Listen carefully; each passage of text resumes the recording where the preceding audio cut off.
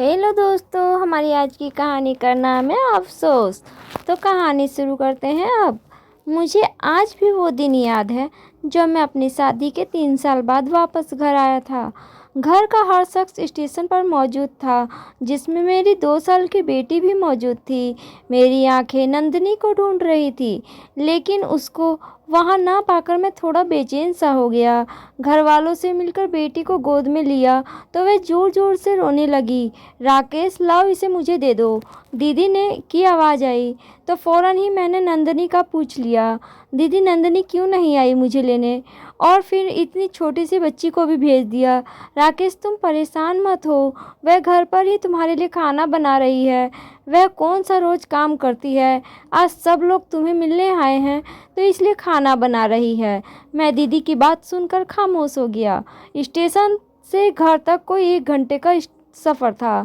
पूरा रास्ता अपनी बेटी से खेलता रहा। अभी वह मुझे देखकर हंस रही थी। सब कुछ अच्छा लग रहा था, लेकिन दिल उदास था।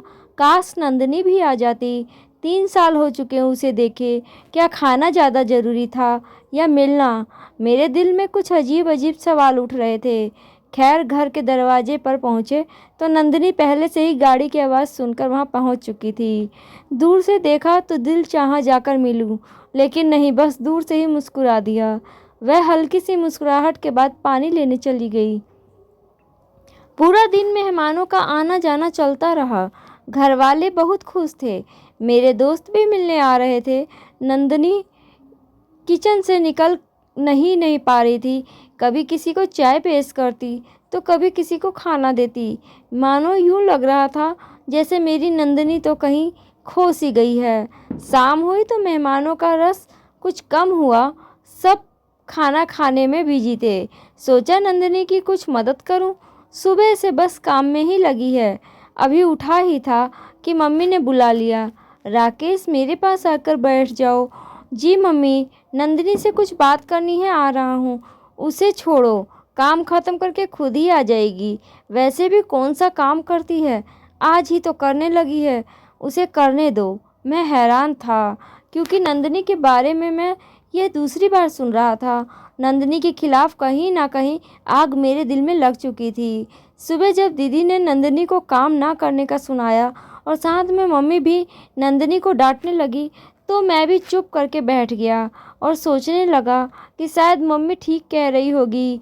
आखिर वह मेरी माँ है, गलत कैसे कह सकती है। रात को जब सोने के लिए गए तो नंदिनी से कुछ बात करने का मौका मिला। नंदिनी, इतनी चुप क्यों रहती हो? तुम तो बहुत बोला करती थी, याद है ना? पूरा दिन हम ऑफिस में बस तुम्हें ही चुप कराया करते थे। कभी वो उससे लड़ाई तो कभी मैडम सुनीता से। नंदिनी और मैं एक ऑफिस में नौकरी करते थे। नंदिनी मुझे पहले दिन से ही पसंद आ गई थी। जब वह पहले दिन नौकरी पर आई, मासूम सी थी पर बोलने में पूरी तोता थी। हमने 3 साल तक एक साथ जॉब किया। फिर मुझे बाहर जाने का मौका मिला तो जॉब छोड़ दी, लेकिन आपको कभी नहीं भूला। तुमको अपनाना चाहता था, तभी माँ को राजी किया, जो बहुत ही मुश्किल काम था।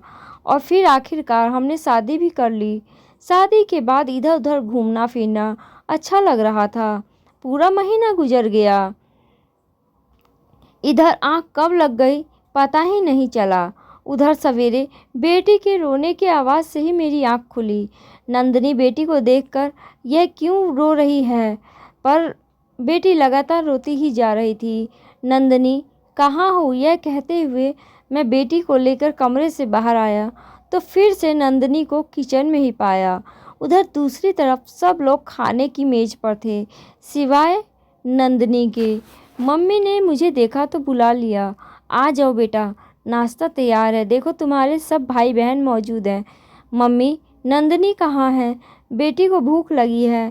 तभी दीदी बोली, लाओ बेटी को मुझे दे दो, फ्रेश हो जाओ, इसे मैं देखती हूँ। आज फिर नंदिनी किचन में अकेली, और पूरा खानदान, जिसमें कम से कम 20 लोग तो पूरे थे, सब खाने में बिजी थे। मम्मी तो कह रही थी कि नंदिनी कोई काम ही नहीं करती, बस कल ही किया था, तो फिर यह क्या था? नंदिनी, अपना और मेरा खाना बाहर ले आओ।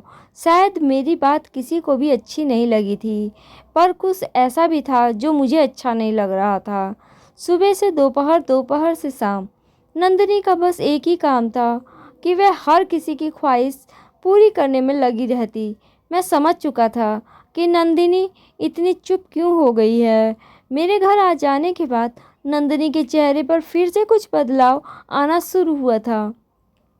शायद मेरे जाने के बाद सब उस पर हावी हो जाएंगे, तभी वह थोड़ा सहम चुकी थी।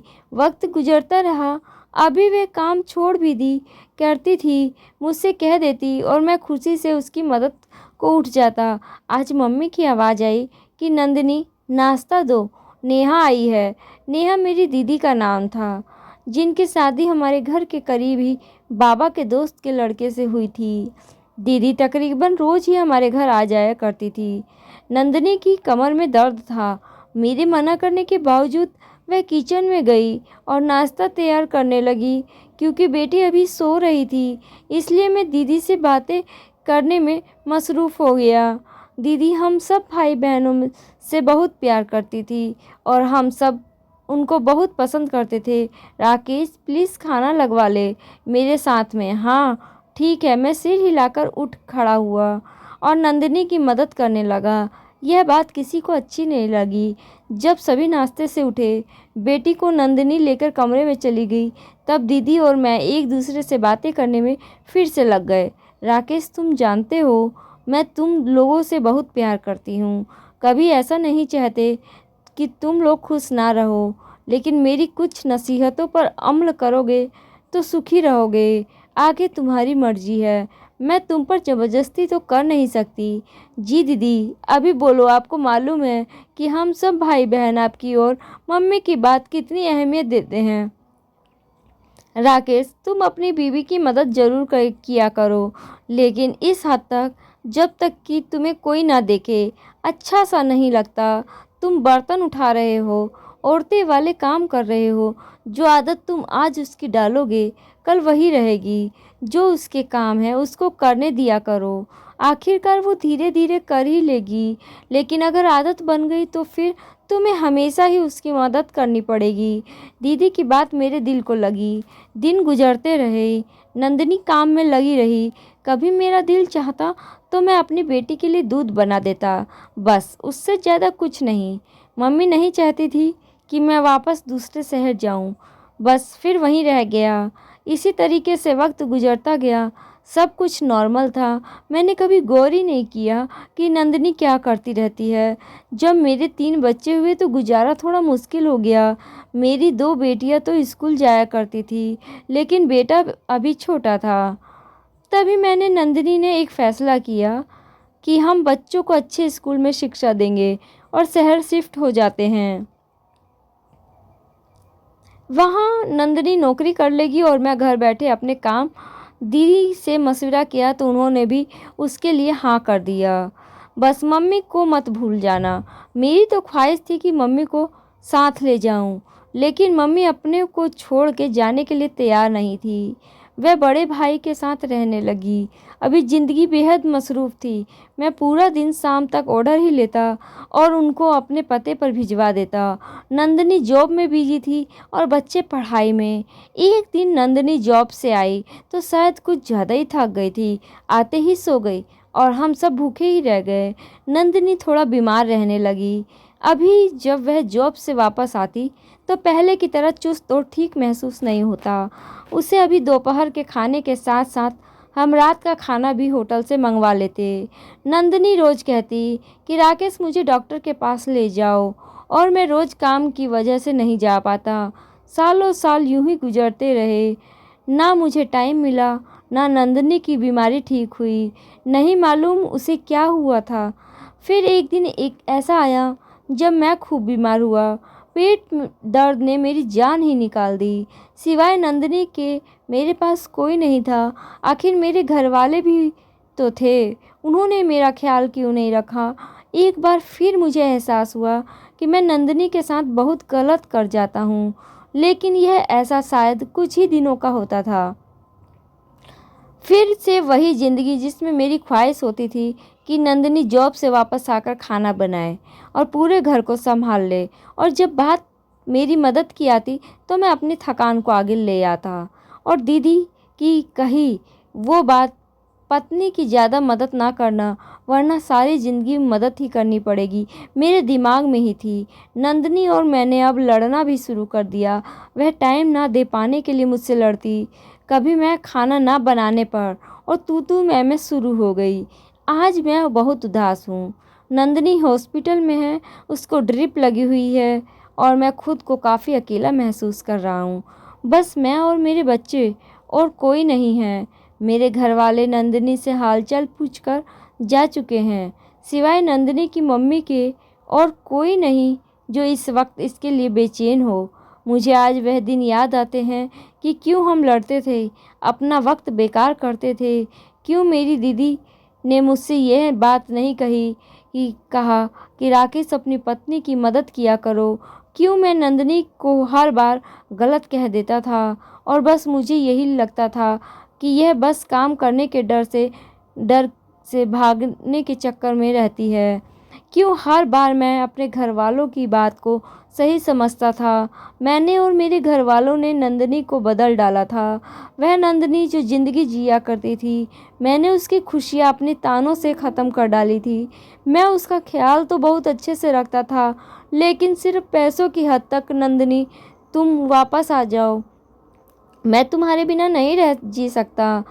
तुम मेरी ज़िंदगी की साथी हो, मुझे तुम्हारे साथ की आदत है। बस ठीक हो जाओ। मुझे आज समझ में आया कि वह तो खाना भी नहीं बनाती थी, फिर क्यों थक जाया करती थी। सिर्फ खाना बनाना घर के कामों में शामिल नहीं होता, और भी बहुत कुछ होता है। आजकल मैं भी खाना बाहर से मंगवाता हूँ और फिर भी बहुत थक जाता हूँ। पूरा दिन में 5 मिनट का आराम नहीं कर सकता। नंदिनी, तुम सच कहती थी कि राकेश दुनिया की नज़रों में सिर्फ मर्द ही क्यों थकते हैं। आखिर औरत क्यों नहीं थक सकती? उसको इजाज़त क्यों नहीं होती है कि वह अपनी थकान को बयान कर सके? मैं उन सब पुरुषों से यही कहना चाहूँगी कि आप लोग कभी राकेश मत बनना, और आप अपनी पत्नियों के लिए टाइम ज़रूर निकालना। उनके भी नखरे उठाओ, क्योंकि यह सब उनको पसंद करती है। और अगर तुम चाहते हो कि तुम्हारी पत्नी जवान और हंसती रहे, तो उनकी तारीफ़ किया करो, क्योंकि जो पुरुष ज़्यादा गुस्सा करते हैं, उनकी पत्नियां जल्द बीमार और बूढ़ी होना शुरू हो जाती हैं।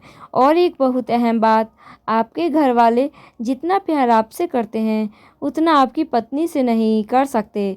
पत्नी आपकी है, ना कि मोहल्ले वालों की, और उसको आपके घर को संभालना होता है। लिहाजा उसको और भी ज़्यादा मजबूत बनाने के लिए आपके प्यार और मदद की ज़रूरत पड़ती है।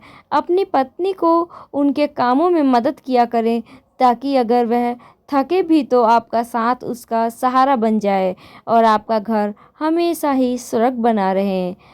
तो यहाँ कहानी समाप्त होती है दोस्तों। कहानी कैसी लगी कमेंट बॉक्स में हमें ज़रूर बताइएगा।